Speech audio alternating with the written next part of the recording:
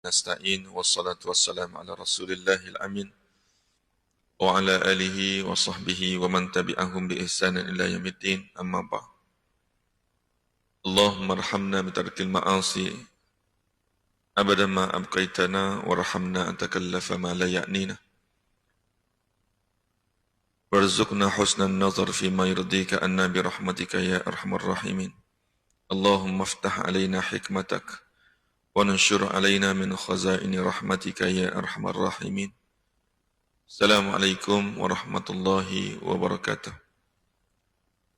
Sidang hadirin yang dikasihi dan dirahmati oleh Allah Subhanahu wa taala sekalian.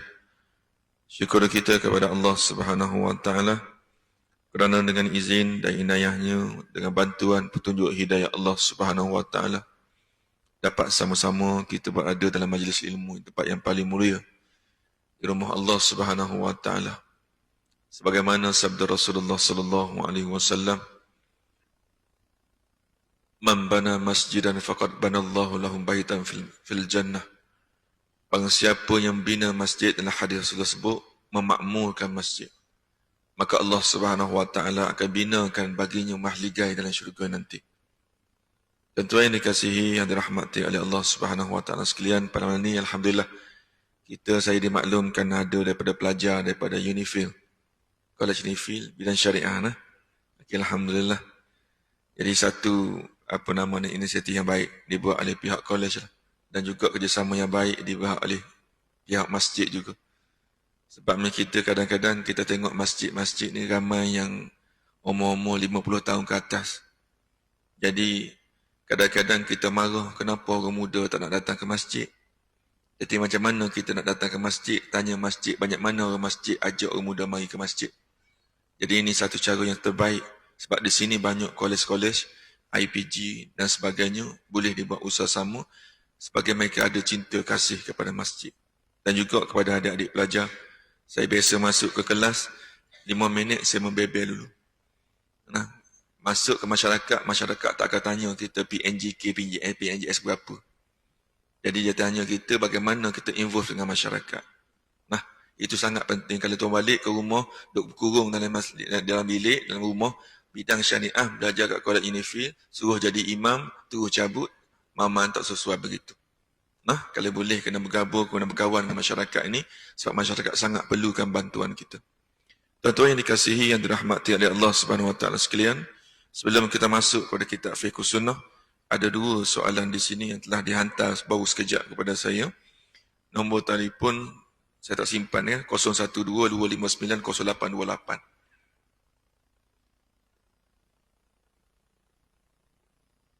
Assalamualaikum, ada dua soalan di sini. Dalam perjalanan pulang saya terperangkap dalam jam dan tak sempat solat asar. Jadi adakah saya perlu solat menghormati waktu walaupun tak selesa dalam kenderaan, sedangkan sampai ke rumah nanti saya kena buat dan qada solat asar? Soalan pertama mengenai solat ihtiram al-waqt ataupun yang panggil ikram al-waqt, solat menghormati waktu. Sebagaimana yang pernah juga saya sebut pada awal-awal dahulu dan banyak tempat saya telah nyatakan bahawa mengenai solat menghormati waktu ni hanya satu sahaja pandangan ulama ada di situ, iaitu pandangan mazhab Syafi'i. Ulama-ulama lain tidak ada istilah solat menghormati waktu. Jadi memandangkan kita berada di Malaysia banyak berpegang kepada mazhab Syafi'i, maka solat menghormati waktu tu tetap ada. Jadi solat menghormati waktu ni tujuannya hujah ulama Syafi'i bimbang takut-takut kita tak sempat tunaikan solat pada waktu yang sebenar atau suasana yang sebenar. Sebagai contoh, kita duduk atas kapal terbang yang mana kita dalam keadaan yang berhadas besar ataupun kita dalam keadaan yang pakaian kita kotor, kita tak boleh solat secara normal, maka ketika itu kita solat menghormati waktu dan apabila sampai ke destinasi kita nanti, kita ulang balik solat tersebut. Nah, jadi bimbang takut kita mati di tengah jalan, Tuhan kata orang ni dah tunaikan solat tersebut. Istilah dia tak selesa. Memang solat menghormati waktu ni memang orang buat dalam keadaan tak selesa. Kalau selesa, dia tak buat solat tu. Nah, jadi cuma saya tanya pandangan ulama satu lagi, sebagaimana dalam hadis Rasulullah sebut, "Idza amartukum bi amrin fa'tu bihi mastata'tu." Apabila kamu telah diperintah melakukan satu ibadat, solat khususnya, maka lakukanlah sebagaimana yang mampu ketika itu. Kalau kita tengok video, saya tengok dalam satu video di Indonesia tak silap saya, apabila masjid tak muat, tangga dia tu tak sesuai menghadap kiblat. Kalau tangga sebelah sini tak apa, dia menghadap kiblat. Kalau tangga sebelah sana, dia menghadap ke sini macam mana nak sujud. Maka dia berdiri sembahyang, dia tak nak sujud, dia paling sebelah sana. Jadi maknanya tak betul cara tersebut. Jadi kalau kita, misalnya kalau keadaan hujan lebat, contohnya masjid ni tidak muat menampung jemaah, jadi yang adanya di bawah bumbung sedikit dekat dengan tangga, dan tangga tu pula tak sesuai untuk sujud. Berkiam tak ada masalah. Maka ketika itu kita boleh solat sambil berdiri, rokok sambil berdiri, dan sujud sambil berdiri. Sebab apa kita dalam keadaan darurat ketika itu tidak ada tempat sesuai untuk kita sujud. Tapi jangan buat tiap-tiap minggu lah gitu. Sekali itu cukup lah. Ini dah sedap juga solat sujud sambil berdiri ni, buat pula sambil berdiri. Tak betul begitu. Dalam keadaan darurat saja. Yang kedua, ini sedikit keluar tajuk dia soalan kedua. Sebab saya memang begini, saya suka orang tanya soalan pada saya. Sebab benda lagu ni orang tangkap kadang-kadang kita bercakap ni, orang tak tengok jam bila ustaz nak berhenti. Jadi soalan-soalan macam ni, banyakkannya boleh kita tangkap. Okey, soalan yang kedua berkaitan dengan zakat emas. Ada dua kategori, emas yang dipakai dan emas yang disimpan atau gold bar. Berkenaan dengan emas yang dipakai, adakah ia perlu dikeluarkan zakat kerana ia barang perhiasan dalam pelbagai bentuk walaupun jumlah anggaran 500 gram? Tak betul ni. Dan sekiranya dipajak disandar kepada bank nilainya yang menghampiri 60k. Dua soalan di sini. Pertama adalah zakat perhiasan. Bahasa Arab dipanggil zakatul hulli. Zakat perhiasan ini adalah zakat yang mana ulama khilaf besar dalam soal itu. Cuma Yusuf Qaradawi dalam kitabnya Fiqhuz Zakah tesis PhD dia sebenarnya, dia membawa pandangan-pandangan ulama adakah zakat perhiasan bagi orang perempuan yang pakai itu wajib kena zakat ataupun tidak. Sebenarnya hanya pandangan segelintir atau pandangan mazhab Hambali yang mengatakan bahawa zakat perhiasan wajib dikeluarkan.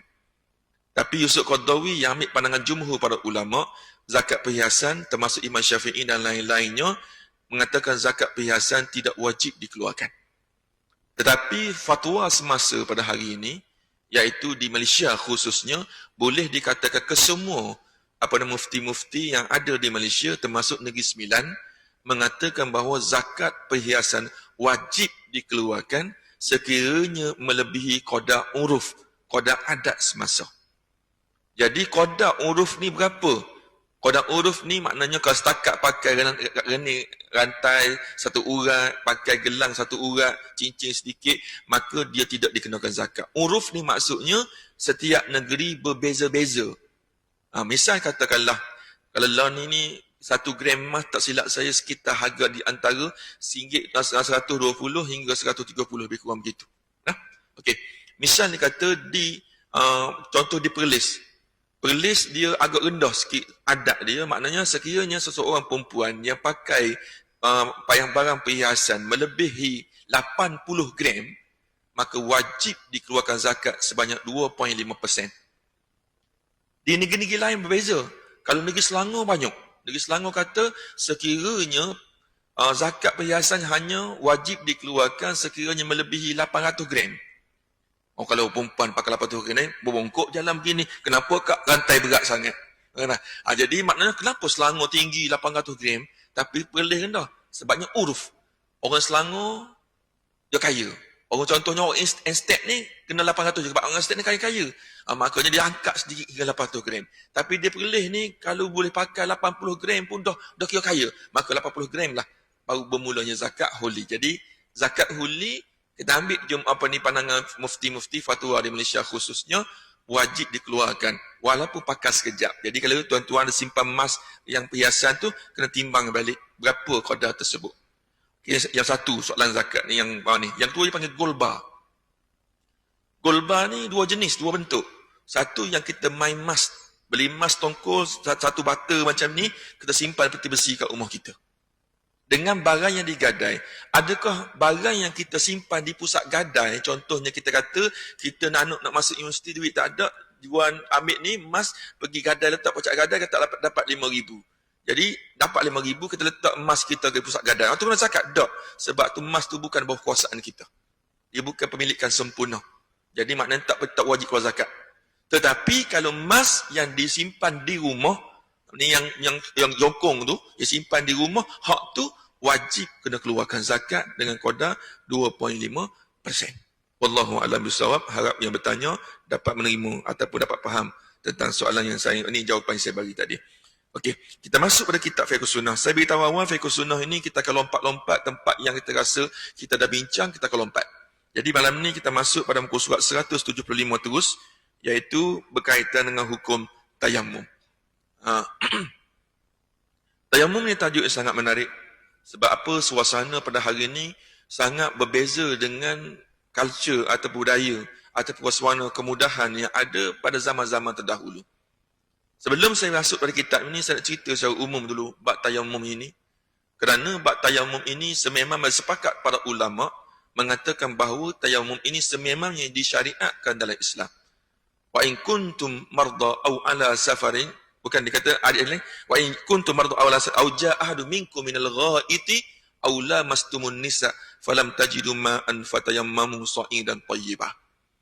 Sekiranya kamu dalam keadaan sakit ataupun musafir, ataupun kamu dalam keadaan yang datang daripada buang air kecil, air besar, dan ketika itu atau bersentuh dengan perempuan yang bukan daripada orang yang mahram kamu, maka ketika itu wajib kamu berwuduk, dan sekiranya tidak berwuduk, tidak ada air, maka dia kata, hendaklah kamu bertayamum menggunakan tayamum yang debu yang bersih. Sebelum saya masuk cara dan nak bincang satu persatu, ulama bersepakat dalam bab bertayamum ni disyariatkan.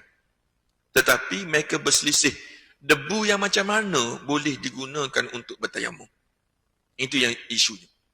Imam Syafi'i rahimahullah ta'ala anhu, saya kena sebut Imam Syafi'i sebab Imam Syafi'i ni pegangan utama pada mazhab kita di Malaysia ini, maka banyakkannya hukum hakam merujuk kepada pandangan mazhab Syafi'i. Kalau di Malaysia ni, kalau di mahkamah ataupun di mahkamah syariah atau majlis-majlis agama, kebanyakan mereka merujuk kepada kitab Mughni Al-Muhtaj karangan Imam Khatib Asy-Syarbini.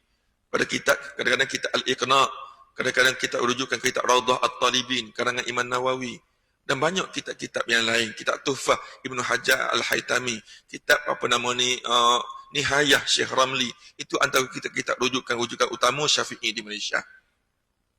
Syafi'i mengatakan bahawa seseorang yang nak bertayamum, maka hendaklah dia menggunakan debu daripada tanah yang betul. Tak boleh cuba nak ambil, nak tampal kat dinding, apa nak ambil debu atau kipas dan sebagainya, tak boleh. Wajib kena ambil daripada tanah. Jadi kalau isunya kalau air tak ada, kalau air pun ada, tak kerja istihar, air itulah air yang boleh bawa pada penyakit.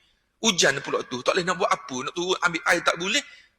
Ada air dalam baldi pun guna untuk memasak sahaja. Jadi nak debu, confirm musim hujan tak boleh ambil. Hujan pula tak boleh nak keluar, banjir. Air pula air yang beracun. Bagaimana nak tayamum? Imam Syafi'i kata, mesti kena guna debu juga. Tak boleh guna debu-debu yang lain. Satu-satu pandangan yang agak sedikit longgar, yang agak sesuai juga boleh dikatakan untuk diamalkan di zaman ini, cuma orang alergik, orang takut. Sebab dia keluar sedikit pada pandangan mazhab Syafi'i, iaitu pandangan mazhab Hanafi, yang mengatakan bahawa mana-mana ia asalnya daripada tanah, walaupun telah menjadi sawan dan sebagainya, atau menjadi batu kapur dan sebagainya, maka ia tetap boleh digunakan untuk bertayamum. Itu antara khilaf yang besar di kalangan mazhab-mazhab dalam isu itu. Jadi ini barulah kita nak bagi satu persatu. Nanti saya cerita bagaimana sekiranya berlaku pada kita. Katakanlah contoh, masa saya pernah cerita di masjid dulu, saya sampai dekat ni Wellington. Di kawasan tersebut, kawasan yang terkenal di antara geng-geng yang anti kepada Islam. Kata saya ikut konvoi saya dengan saya, dua keluarga, salah satu dia keluarga daripada Sarawak. Jadi apabila sampai di situ, kita tak tahu nak berhenti mana, nak ambil tayamum, nak ambil wuduk mana. Air yang ada pun dalam kereta ni pun untuk anak-anak minum, untuk kita minum sambil saya bawa kereta. Tak tempat air lain. Sebab masa tu, ketika tu maghrib nak habis, Zuhur tak solat lagi, Asar tak solat lagi. Kita niat nak jamak takhir. Jadi ketika itu barulah kita rasa pentingnya apabila dalam keadaan darurat tertentu, boleh kita pakai pandangan para ulama yang lain, terpaksa tengok dalam dashboard di kursi kat mana, takut-takut ada debu yang boleh digunakan untuk bertayamum. Tengok. Rupa-rupanya pandangan mazhab Syafi'i itu memanglah sesuai sangat-sangat dalam keadaan suasana yang normal, tetapi dalam keadaan darurat tak sempat kita nak cari tanah untuk bertayamum. Khususnya dalam isu-isu yang musim hujan dan sebagainya. Nah, okey, kita pergi lagi. Apabila tengok dalam kitab ini, dia kata tayamum dari segi bahasanya bersengaja atau bertujuan, sedangkan menurut makna syar'i adalah bertujuan dengan dan sengaja menyapu tanah ke bahagian muka dan kedua-dua tangan dengan niat agar dapat mengerjakan solat dan lain-lain seumpamanya. Dalam kitab Al-Mu'tamad, karangan Muhammad Az-Zuhaili, jilid yang pertama, muka surat 99, juga ada menyatakan bahawa isalut turabi ilal wajhi wal yadaini badalan anil wudu'i wal ghusl au ud minhuma bi syara'itil makhsusatin. Tak ada kata. Kalau ada pun tuan tak faham. Saya baca je. Nah, dia kata menyampaikan debu tanah atau tanah ke muka dan dua tangan sebagai ganti kepada wuduk ataupun ganti kepada mandi wajib untuk dikenakan kepada anggota-anggota badan kita dan mesti mengikut syarat-syarat yang tertentu. Nanti kita nak sebut bagaimana tayamum. Ustaz, saya rasa tayamum ni macam tak praktikal, tak kena kat kita. Nanti lepas ni baru tuan-tuan kena ni, baru tahu. Nah, sebagaimana saya nyatakan tadi bahawa dalil persyaratan tayamum ni sememang telah ada di dalam Al-Quran, sebagaimana ayat yang saya baca daripada surah ayat 43 surah An-Nisa. Wa in kuntum marda aw ala safarin, sekiranya kamu sakit atau dalam keadaan musafir atau kamu dalam keadaan yang baru datang dan bertandas misalnya, atau bersentuh dengan perempuan, air tak ada, maka hendaklah kamu bertayamum dengan menggunakan tayamum yang suci.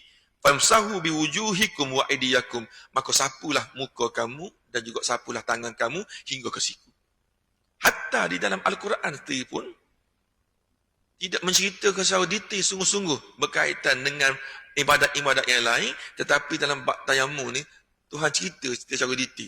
Walaupun dua tempat sahaja, sapu di muka dan juga tangan sehingga ke siku. Nah, ini menunjukkan bahawa tayamum ini sangat-sangat manfaat dalam keadaan-keadaan yang tertentu, khususnya bagi orang dalam keadaan darurat tadi. Dalam hadis yang lain, anna Rasulullah sallallahu alaihi wasallam qala wa ju'ilat al-ardu kulluha li wa li ummati masjidan wa tahura fa aynama adrakat rajulan min ummati shalah fa indahu tahuruhu. Rasulullah sallallahu alaihi wasallam bersabda, Allah menjadikan seluruh isi bumi untukku dan untuk umatku sebagai masjid dan alat untuk bersuci. Oleh sebab itu, jika solat telah memanggil salah seorang daripada umatku, maka di sisinya itu tanah terdapat alat untuk bersuci. Hadis yang sebelum ni juga kita pernah baca. Bahawa untuk umat Nabi terdahulu, masjid, tempat ibadat, dia ada tempat-tempat yang khusus, tidak boleh disolat di tempat-tempat sebarangan. Tak boleh. Tetapi special untuk kita sebagai umat Nabi Muhammad, kita boleh solat mana-mana sekalipun. Tidak ada isu kita tak sempat nak solat asar sebab tak ada surah, tak ada masjid. Tak ada isu. Kita boleh solat di parking kereta. Kalau itulah tempat yang ada ketika itu. Kata kita boleh semayang di belakang tangga, di supermarket. Sekiranya tempat-tempat kita pergi luar negara tidak disediakan tempat untuk solat. Maka untuk umat Nabi Muhammad, yes, boleh. Tapi untuk umat Nabi terdahulu, sekiranya tak jumpa masjid, maka tempat lain tidak boleh kamu kerjakan solat. Tapi untuk umat Nabi Muhammad, boleh. Atau special ni, kita ni. Jadi, tapi malangnya kita masih lagi menggunakan alasan untuk umat Nabi terdahulu. Dia terlupa dia berada di umat Nabi Muhammad. Kenapa tak solat? Tak jumpa masjid. Nah, walaupun kita dibenarkan solat di merata tempat, jangan cuba hampas jaduh di tengah-tengah jalan. Kita tengok tempat-tempat yang sesuai untuk solat. Okey. Dia kata kedua pula, dia kata fa indahu tahuru, maknanya bukan setakat boleh digunakan untuk jadikan masjid, tetapi tanah itu juga boleh digunakan untuk kamu bersuci. Dan umat Nabi terdahulu tidak dibenarkan untuk bertayamum ini sebagaimana yang diberikan kepada umat Nabi Muhammad, iaitu kita semua. Itu special di kita. Tayamum sebagai satu keistimewaan umat Nabi Muhammad, dia kata, anna Rasulullah sallallahu alaihi wasallam qala u'titu khamsan lam yu'tahunna ahadun qabli nusirtu bil masirah syah wa ju'ila ilil ard masjidan wa tahura. Atau kita nak sebut. Dan walaupun banyak panjang hadis ini, 5 perkara yang diberi special kepada umat Nabi Muhammad. Antara benda yang special itu, maknanya tanah di mana-mana tempat sahaja boleh dijadikan masjid dan juga boleh dijadikan bahan untuk kita bersuci. Wallahu alam bisawab. Okey. Ini isu dia. Saya sebut tadi bahawa mazhab Syafi'i mengatakan bahawa tidak boleh digunakan untuk bertayamum melainkan debu daripada tanah. Melainkan untuk mazhab lain, khususnya setengah ulama mazhab Hanafi khususnya mengatakan boleh digunakan mana-mana debu. Ini saya sebut tadi. kalau kita tidak ada tempat yang lain. Dalam keadaan darurat, tidak jumpa debu dan sebagainya, walaupun saya penulis utama untuk, saya sebut dulu yang penulis utama untuk kaedah solat di atas kapal terbang yang telah diamanahkan oleh Majlis Fatwa Negeri Kelantan. Masa saya tulis tu memang saya refer betul-betul lah kepada mazhab Syafi'i lah. Nah, sebabnya kalau sebut mazhab lain nanti takut huru-hara pula rakyat Kelantan nanti. Jadi terpaksa tulis ni, kita rujuk pada kata mazhab Syafi'i. Tetapi segi hakikatnya hati saya ni, orang kata mendesak untuk beritahu situasi yang sebenar. Sebabnya kalau kita sebut, tengok pada perkara tersebut, dia tidak sesuai sangat untuk kita praktis sekiranya kita betul-betul berada di dalam keadaan musafir. Sebabnya Syafi'i ni, dia kalau kita tak bertayamum dengan cara debu yang bersih seperti yang saya sebut tadi, maka kita kena solat menghormati waktu, wajib kena qada balik solat tersebut apabila sampai ke destinasi. Tetapi kalau kita pakai hak tadi, hak satu lagi sebahagian ulama tadi, kita boleh menggunakan mana debu. Contohnya atas kapal terbang, kita boleh gunakan debu-debu yang ada di bawah kursi. Biasa di bawah kursi ni orang tak vacuum sampai bawah kursi. Nah, kalau vacuum pun atas kursi, ataupun dia vacuum atas tempat lalu, kapet lalu tu. Dia bawah-bawah tu tak sempat vacuum, tak muat nak masuk bawah tu. Jadi, maknanya pandangan ulama tu boleh digunakan debu tersebut untuk bertayamum, untuk menggantikan debu-debu yang biasa, sekiranya dalam keadaan darurat, bukan dalam keadaan suka-suka. Nah, saya beritahu darurat. Jadi, adakah Ustaz, adakah perlu saya ganti balik solat saya? Kalau saya bertayamum dengan cara itu, terpulanglah. Kalau tuan-tuan nak qada balik, silakan. Kalau tak nak qada balik, kalau ikut pada jumhur ulama tadi, maka tidak perlu diqada semula. Wallahu alam. Jangan pula ni, pelajar-pelajar di student time-time tak ada air dekat Negeri Sembilan pula, pergi tayamum debu di bawah kursi pula nanti kan. Jangan buat lah. Ini saya sebut dalam keadaan darurat, duduk atas kapal terbang dan sebagainya. Wallahu alam bisawab. Okey, ada soalan? Bagaimana nak bertayamum? Tak masuk lagi. Kejap lagi lah. Nanti kita sebut praktikal, tak masuk lagi dia punya poin dia. Okey, lagi soalan lain? Tak kena? Ini baru mukadimah apa ni? Okey. Ni excited lah. Okey, tak apa. Bagus. Okey, muka surat 177 kita tinggal sebab hadisnya hampir sama dengan hadis sebelumnya. Barulah kita masuk muka surat 178, iaitu sebab-sebab membolehkan seseorang itu bertayamum. Okey, tengok di situ.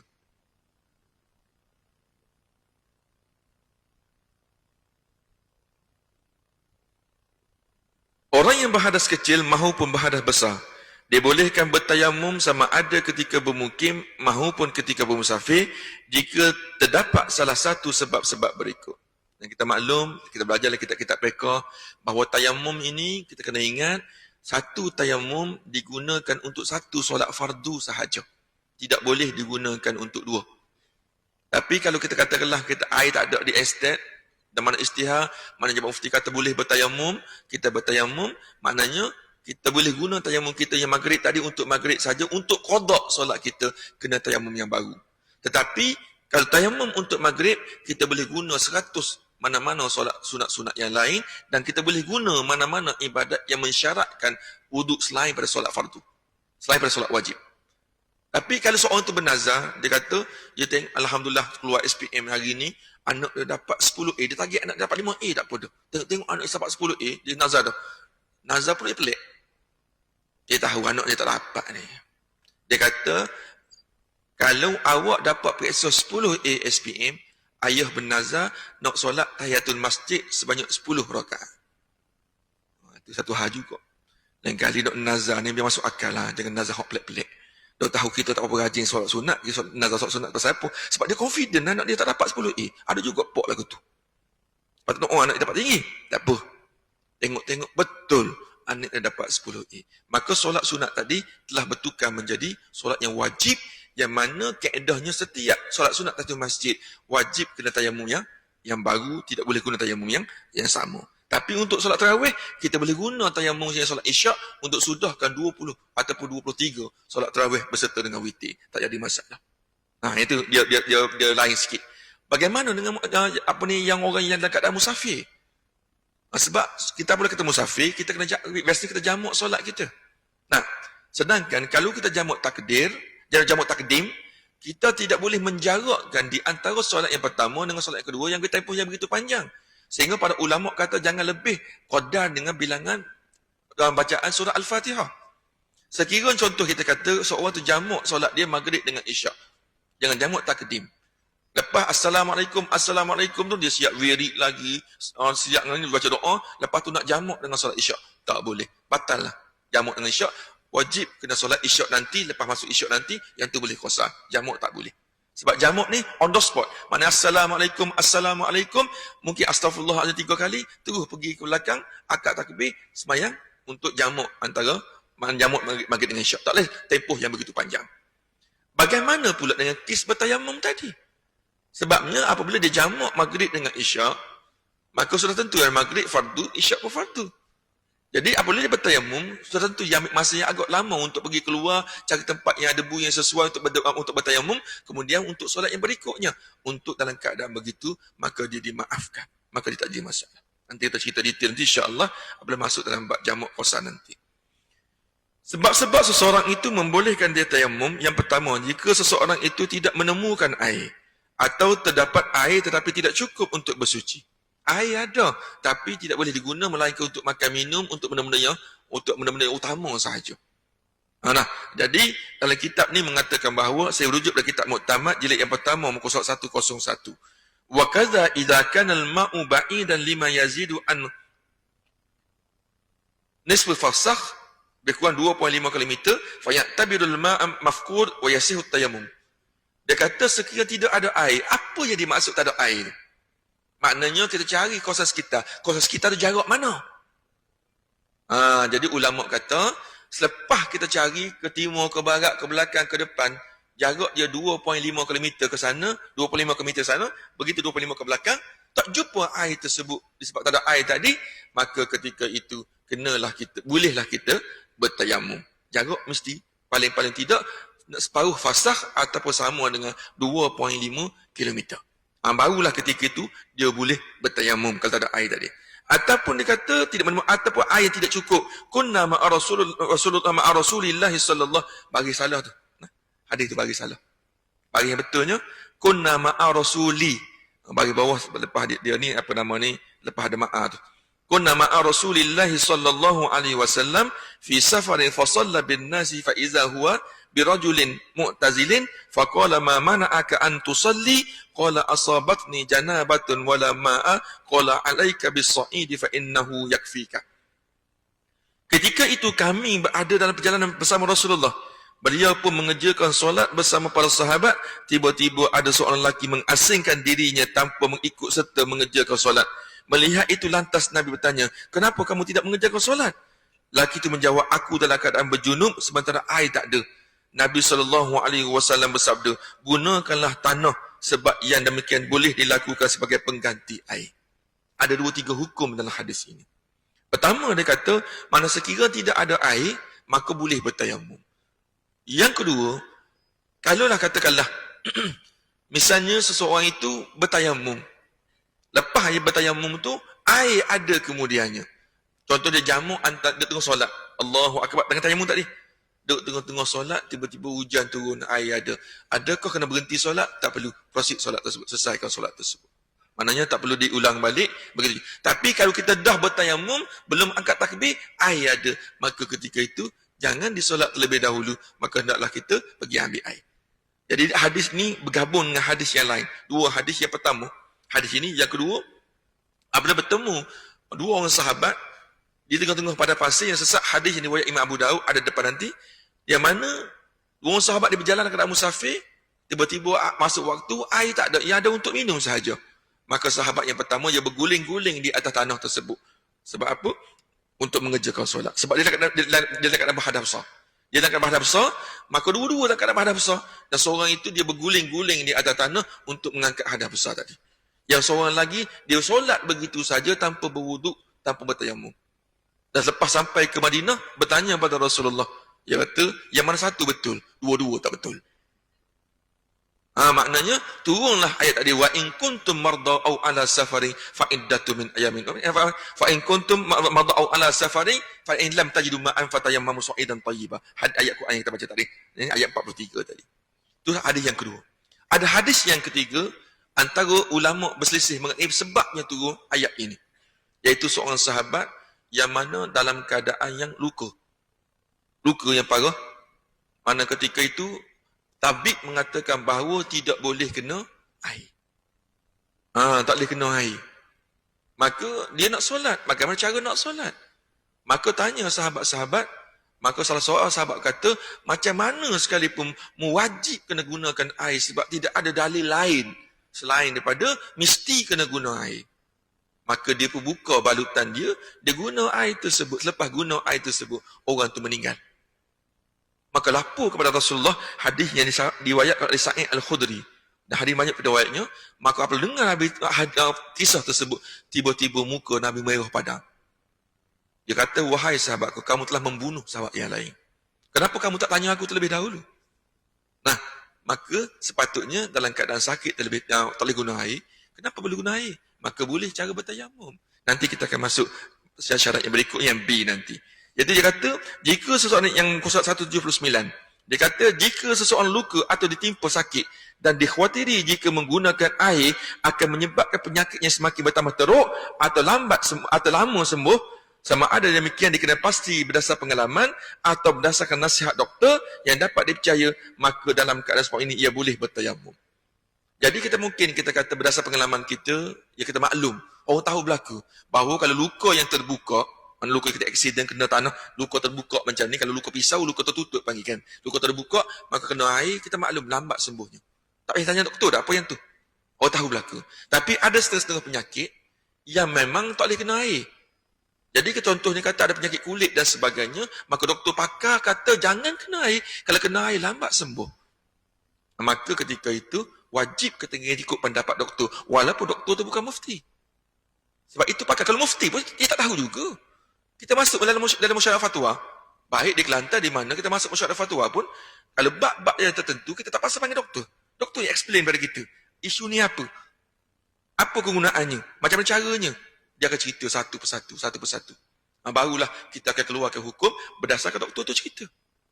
Contoh yang antara isu yang sakit ni juga, ni yang biasa jadi perselisihan di kalangan orang kita. Yang pertama, sekiranya seorang itu aksiden, patah tangan, terkulai benda tangan, pergi ke hospital tak tanya dah berwuduk ke tidak. Dia terus tengok tangan tu, terus dia ambil, nak selamatkan orang tersebut, dia simin, dia balut tangan tersebut, sebulan tangan tu simin kat situ. Nah, walaupun kita pekoh kata, sebelum kamu membalut tangan kamu, hendaklah kamu berwuduk terlebih dahulu. Kalau tengok tangan berjutai tu, kamu ambil wuduk dulu, aku nak simin ni. Sempat doktor nak kata begitu. Nah, jadi kalau kita tengok di sini ada dua pandangan ulama di sini. Sekiranya seseorang, ni bukan ulama, ni pandang situasi, dua situasi, dan setiap situasi ni ada pandangan ulama. Situasi yang pertama, sekiranya seorang itu aksiden, dan sebelum dia balut tangannya, dia sempat berwuduk, maka ketika dia nak berwuduk lain kali, maka dia berwuduk macam biasa, sampai dekat tangan tersebut, dia sapu saja. Ada ulama kata bukan begitu. Apabila seorang itu telah berwuduk sebelum tangannya dibalut, maka tak nak berwuduk, dia berwuduk macam biasa, selepas dia berwuduk, kena tayamum. Dua ulama. Faham cerita saya dah? Faham dah? Okey, ni cerita ni situasi begitu. Hak kes yang kedua, maknanya, kalau seseorang itu membalut tangannya sebelum dia berwuduk, maka hendaklah dia solat sebegitu biasa. Selepas dia buka tangan dia balik, wajib kena qada keseluruhannya solat-solat yang lepas. Berbeza tu. Orang yang sempat berwuduk sebelum dia balut, nak solat, dia berwuduk macam biasa, sama ada tempat tangan dia balut, dia sapu begitu saja, atau dia bertayamum, maka solatnya tak perlu dia qada untuk ke depan. Tetapi, jika seorang itu dia balut tangan terlebih dahulu sebelum berwuduk, dan kemudian dia nak solat, dia solat macam biasa, dia berwuduk macam biasa, sapu tangan saja, lepas dia buka balutan tersebut, maka wajib diqada balik solat tersebut. Orang balut tangan 3 hari ke? Paling-paling cepat 10 hari. Kalau 10 hari, 17 rakaat sehari, kali dengan 10, 170 rakaat dia kena qada balik solat.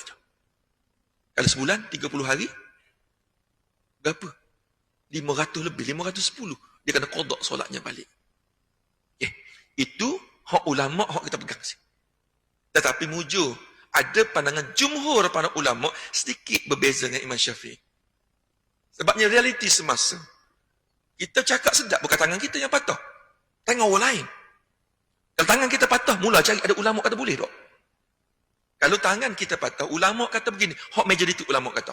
Kalau kita pekah, dia kata macam saya sebut awal tadi. Maka ulama yang kedua, hak majoriti ulama kata. Kalaulah tangan kamu patah atau juntai sebagainya, dulu tak apa balutkan kain. Mungkin ada mungkin boleh buka, dia balut dengan simen. Kalau pergi ke hospital doktor buka sekejap boleh doktor. Nak tak ingat nak berwuduk tadi. Ada doktor nak layan kita. Mungkin cari klinik lain, banyak lagi pesakit aku layan.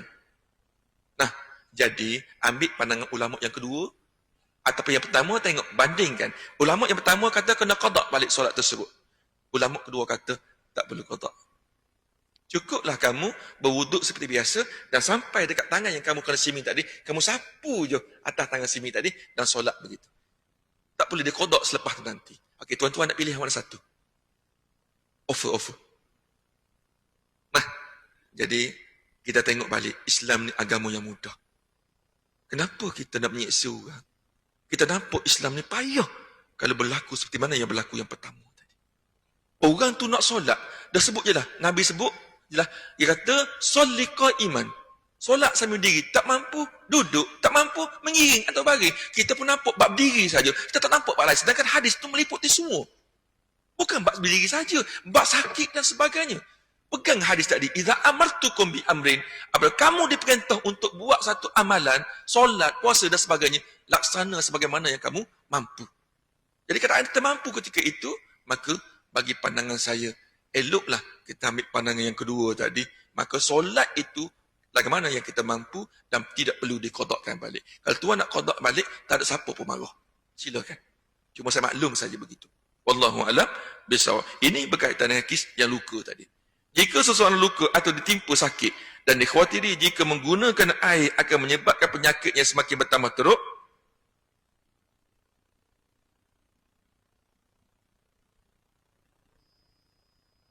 atau lambat sembuh tadi, maka doktor telah nasihat maka supaya jangan kena air, maka ketika itu bolehlah dia bertayamum. Boleh dia bertayamum. Jadi ustaz, katakanlah anggota saya ni, lepas kita seorang tu kena katakanlah terbakar. Tangan habis badannya tak boleh kena air sebagainya, kena dekat kilas sebagainya. Yang adanya ustaz, ujung jari je ada. Hak elok ujung jari je, anggota wuduk dia. Hak lain habis. Tangan dia habis, muka habis, kaki habis. Ujung jari ni je eloknya. Jadi, dekat mana dia nak berwuduk? Ingat kita sebut dalam sebelum ni, bahawa niat wuduknya bermula apabila dia basuhkan ujung jari ni.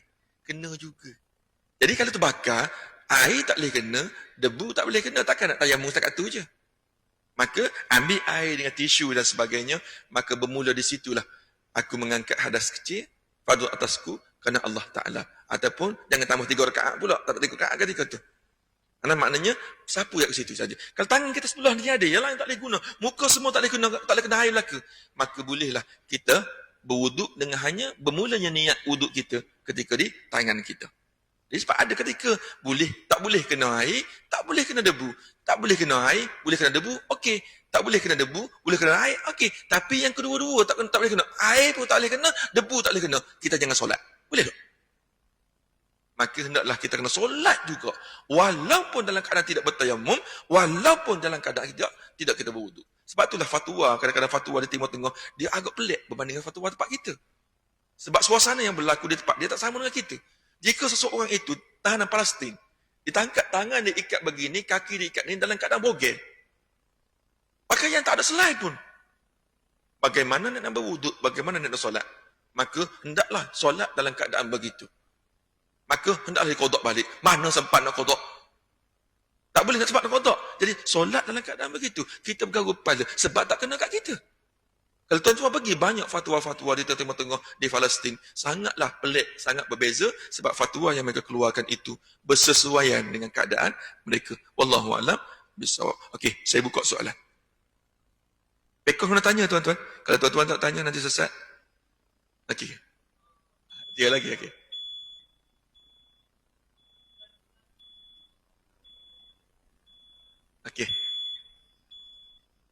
azan dulu lah. Boleh? Kita azan dulu, nanti kita sambung sikit lagi. Macam biasa. Kita azan. Sekejap lah. Okey.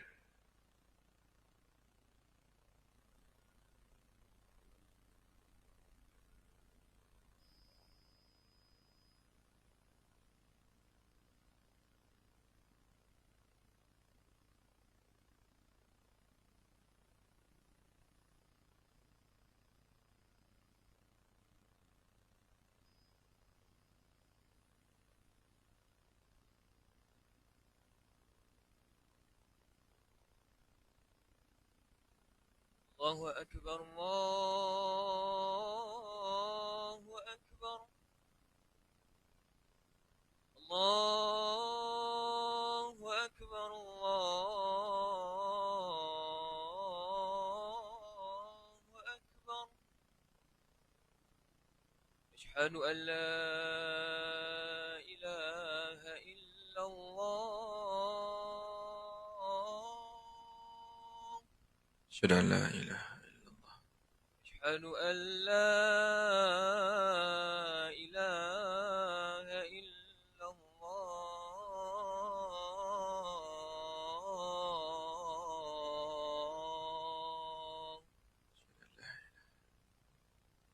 أشهد أن محمد رسول الله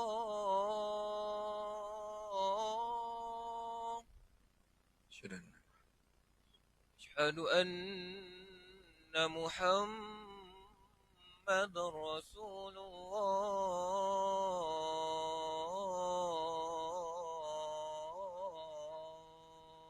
الله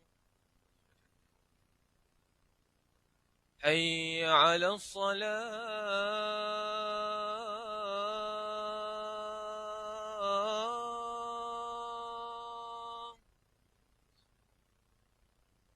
حي على الصلاة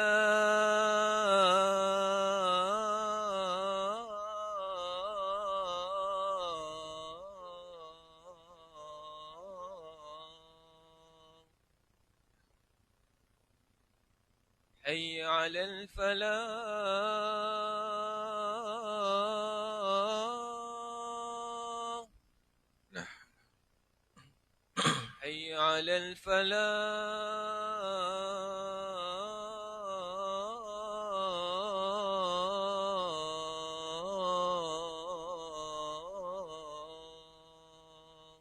لا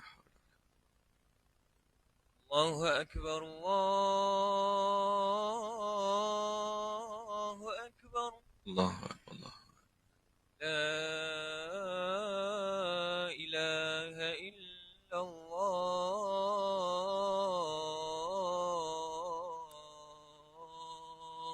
اللهم رب سيدنا وسلم آت محمد وسلم وبعثهم مقامهم الذي وعدته إنك لا تخلف الميعاد. Okay, kita sambung sikit lagi. Itu soalan yang sama nak tanya ni, yang nombor C ni. Ada satu soalan baru masuk ni. 011-1186-1544. Saya jemaah daripada jemaah di sini. Ada sedikit soalan yang ingin ditanya mengenai abang saya dalam keadaan stroke. Bolehkah tidak isterinya untuk mewudukkan mewudukkan suaminya dan bagaimanakah caranya? Okey. Sekejaplah. Yang soalan yang bertanya tadi mengenai air yang kadang-kadang kita dalam keadaan suasana yang terlampau sejuk. Jadi kalau sejuk ni kita tak boleh main-main sejuk. Kadang-kadang kalau setengah-setengah tempat yang mana kalau kita cuba langgar juga, guna juga air juga, boleh menyebabkan penyakit tulang dan sebagainya, kita telah memudaratkan diri kita dan memudaratkan diri kita, hukumnya adalah haram. Jadi sebab itu kita juga boleh bertayamum. Dalam keadaan yang terlampau sejuk sehingga tidak ada air. Tapi ulama kata mesti ada air, yang tak ada air panas. Tapi kalau ada air panas, kena juga kena berwuduk seperti biasa. Tapi ada kadang-kadang ketika, kalau tuan-tuan berada di negara yang sejuk betul-betul. Tuan-tuan berada di negara yang sejuk, gunalah air panas pun. Letak, kita, ni tengok ni, bergelegak ni. Paling belakang sekejap, dah jadi macam ABC tu. Jadi kadang-kadang kita tak boleh nak imagine tempat sejuk ni macam mana. Jadi kalaulah kita guna air yang boleh menyebabkan mudarat diri kita, dalam keadaan melampau sejuk dengan yang negatif ke bawah dan sebagainya, maka ketika itu juga kita dibenarkan untuk bertayamum. Okey, sekejap saya jawab soalan ini. Suami dalam keadaan yang stroke tadi, saya kata tadi. Okey, jawapannya boleh. Boleh si isteri, yang mana kita maklum bahawa kalau perempuan sentuh suaminya, boleh menyebabkan batal wuduk, tetapi ada kaedah yang tidak membatalkan wuduk. Ada cara dia.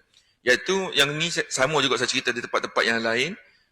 Sebab itulah kita kena ada ilmu dalam soal ini. Kita maklum bahawa air dalam Tupperware ni, yang kata kalau bekas lah besin kecil. Besin kecil confirm tak sampai 2 kolah. Tak sampai 2 kolah. Besin kecil. Jadi, bagaimana untuk membolehkan kita celup dalam besin yang tak sampai 2 kolah ini, tidak menyebabkan air yang mutlak dia bertukar pada mustakmal. Kita membolehkan air ini kekal, kita boleh guna untuk berwuduk. Caranya macam mana? Air 2 besin, air satu besin, yang memang confirm tak sampai 2 kolah, kita boleh guna bekas tersebut, air tak sampai 2 kolah, tapi dengan cara mencelup dan tidak merosakkan air tersebut. Jadi, tempat kita ni air taklah sampai pekat itu, kalau mungkin berlaku dalam keadaan yang terdesak, air tak ada dan sebagainya, satu bekas besin tu, kita boleh guna dengan cara kita mencelup, kita basuh sikit tangan kita, dan kita niat dalam tangan kita, aku jadikan tanganku ini sebagai pencebok. Aku jadikan tanganku ini sebagai pencebok. Maka kita boleh celup air dalam tersebut. Dan tangan ini pula kita nak celup, kita kena basuh tangan kita sikit, dan aku jadikan tangan ini sebagai pencebok. Begitulah juga untuk si isteri yang nak berwudukkan suami tadi, boleh menggunakan tuala yang bersih, tuala good morning kau boleh guna. Yang biasa orang guna tuala good morning, tahu kan yang kecil tu? Tuala mana-mana asalkan bersih. Jadi ambil tuala tersebut, ambil besin satu besin, ini kata ni besin, maka ambil tuala yang bersih tadi, niat sama. Aku jadikan tanganku dan tualaku ini sebagai pencebok. Maka celup tangan dalam besin tersebut, dan perah di luar. Perah di luar untuk mengelakkan menjadi syak sebagainya, perah di luar dan ambil tuala tadi, lap saja di muka suami kita. Pesan kat telinga, bang, kalau niatkan untuk wuduk. Tak kira lah dia niat kau tidak. Yang penting dia masuk ke telinga dia. Niat, saya tak tahu niat. Dan nama niat, dalam hati mana kita tahu. Kita sebut kat telinga dia, aku niat, bang, tulis niat, bang, ya, kita sapu. Begitulah berikutnya, kita celup lagi, sapu kat tangan dan begitulah anggota-anggota yang lain.